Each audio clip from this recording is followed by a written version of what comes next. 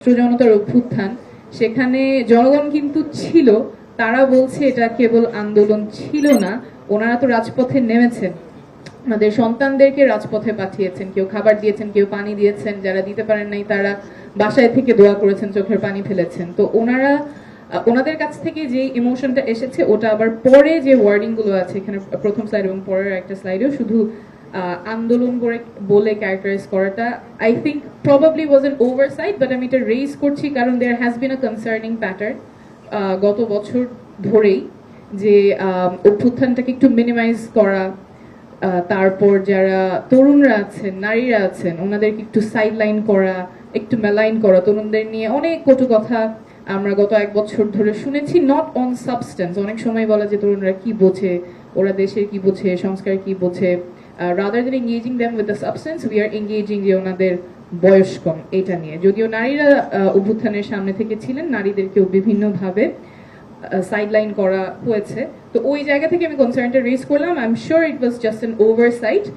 অ্যানালিসিসের ক্ষেত্রে আমার আহ্বান থাকবে এই জায়গাটাতে সতর্ক থাকার জন্য, যাতে ক্যারেক্টারাইজেশনটা অ্যাকিউরেট হয়। আমি কন্টেন্টে চলে আসি। রিসার্চ ফাইন্ডিং নিয়ে অনেকেই অনেক কথা বলেছেন, আমি স্পেসিফিক 4টা পয়েন্ট তুলে ধরবো যেখানে আমার মনে হয় আমাদের অনেক কিছু অনুধাবন করার জায়গা আছে। প্রথমেই 24-এর গণঅভ্যুত্থানে কিন্তু জনগণ আমাদের যে গতানুগতিক রাজনীতি আছে সেটা প্রত্যাখ্যান করেছে, এবং সেটা যে এখনো তারা খুব ভরসার জায়গা দেখতে পাচ্ছে তেমন না, সেটা এই সার্ভেতে খুব স্পষ্টভাবে এসেছে। যেখানে জিজ্ঞেস করা হয়েছে বর্তমানে রাজনৈতিক দলগুলো জনগণের চাহিদা এবং সমস্যাগুলোর প্রতি কতটা মনোযোগ দিচ্ছে, শুধুমাত্র 12% মানুষ মনে করেছে যথেষ্ট মনোযোগ দেওয়া হচ্ছে। অর্থাৎ সেই আস্থার জায়গাটা এখনো ফেরেনি, এবং রাজনৈতিক দলগুলোর ক্ষেত্রে আমার মনে হয় this should be a wake up call. শুধুমাত্র 12% মানুষ যদি মনে করে থাকে যথেষ্ট মনোযোগ দেওয়া হচ্ছে, আসলে তাদের সমস্যা এবং যে আকাঙ্ক্ষা তার প্রতি নিশ্চয়ই যথেষ্ট মনোযোগ দেওয়া হচ্ছে না।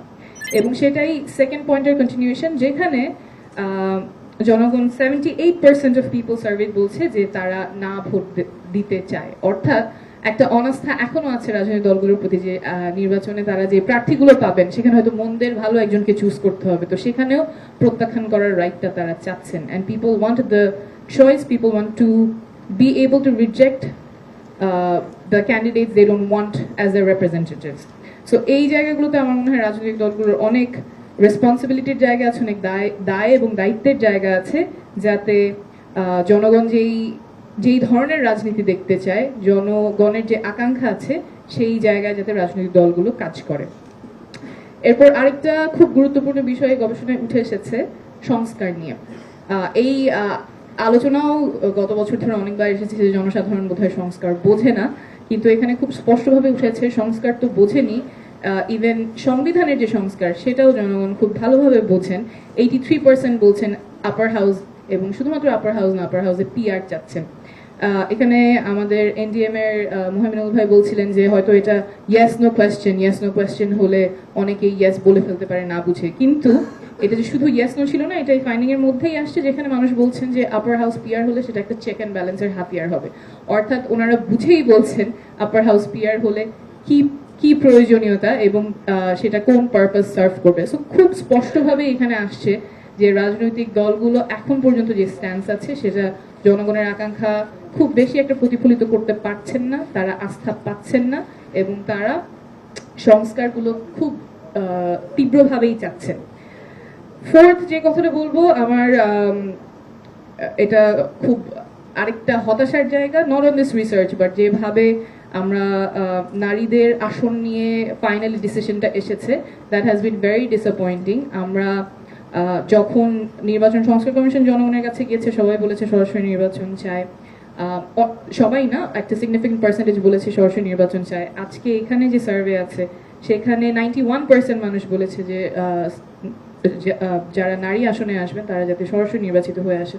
আমি নিজে যখন ক্যাম্পেইন করেছি সব জায়গায় মানুষের খুবই রিজাউন্ডিং একটা ওপিনিয়ন যে আমরা আমাদের নারী সাংসদদের সরাসরি নির্বাচিত হতে চাই। এখন বর্তমান যে পদ্ধতি আছে যেখানে মনোনীত হচ্ছে দলের নেতাদের দ্বারা, তখন অ্যাকাউন্টেবিলিটিটা দলের নেতাদের প্রতি থাকে, জনগণের প্রতি দায়বদ্ধতার জায়গাটা থাকে না।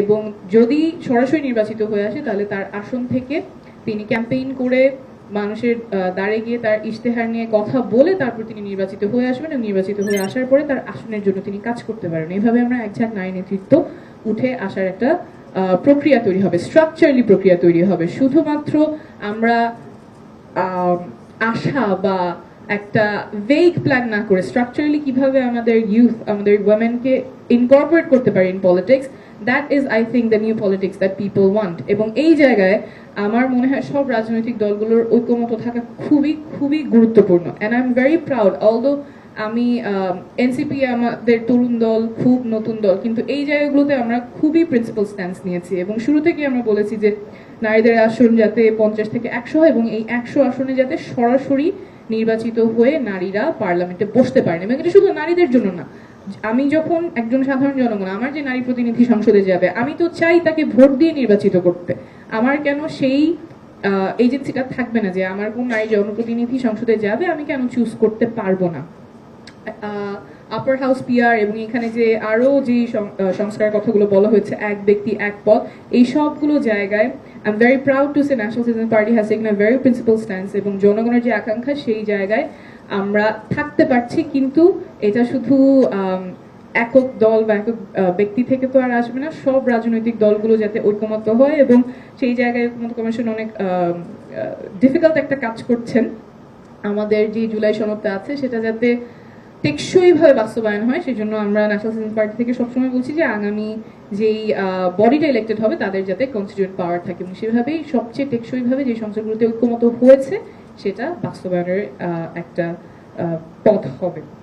আমি ফুল যে রিসার্চ পেপারটা আছে, I look forward to reading that, but thank you once again to BEI এত সুন্দর একটা আয়োজন করার জন্য। এবং আমরা জনগণের পালসটা বোঝার জন্য এরকম আরো বেশি বেশি যাতে রিসার্চ অর্গানাইজেশনস গুলো কাজ করে, আরো বিভিন্ন স্টেক হোল্ডারদের সাথে, স্পেশালি একটা হয়তো মিসিং ছিল যে শহীদ পরিবার এবং আহতদেরও যদি ইনক্লুড করা হতো, এবং এইজ রেঞ্জটা আমি ঠিক শিওর না, ইফ ইট ওয়াজ 18+ তাহলে তার আরেকটু আগে থেকে, কারণ আমরা যখন জুলাই পদযাত্রায় গিয়েছি তখন 14 বছর 15 বছর বয়সী ছেলেমেয়েরাও রাস্তায় নেমেছে, ওদের পালসটা কি সেগুলো যদি বোঝা যায় তাহলে হয়তো সবার জন্যই সুবিধা হবে যে আমাদের আগামী বাংলাদেশটা কোন দিকে নিলে it will serve everybody's purpose. Thank you.